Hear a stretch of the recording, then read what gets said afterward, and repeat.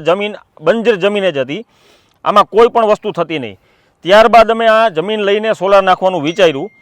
એટલે સૌથી પહેલાં દિવાળી પછી અમે આ કામની શરૂઆત કરી. સૌથી પહેલાં જમીનનો સર્વે થાય, પછી એના ડ્રોઈંગ્સ બને. ત્યારબાદ એમાં આખું એનું ડિઝાઇન થઈ જાય, કઈ રીતના પેનલો લાગશે, કઈ રીતના ટ્રાન્સફોર્મર લાગશે, કઈ રીતના આપણો લાઇનનો રૂટ જશે, આ બધું જોયા પછી અમે આને કામ ચાલુ કર્યું.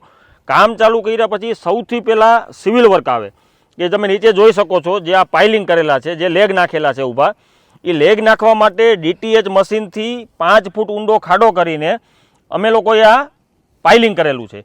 એ પાઇલિંગ કર્યા બાદ એ પતી જાય, એના પછી એના ઉપર ફેબ્રિકેશન લાગે, એટલે કે સોલારના સ્ટ્રક્ચરો લાગે. એ સ્ટ્રક્ચર લાગે પછી એના ઉપર પેનલો લાગે, પછી એના DCના બધા વાયરિંગ્સ થાય, પ્લસ ઇન્વર્ટર લાગે.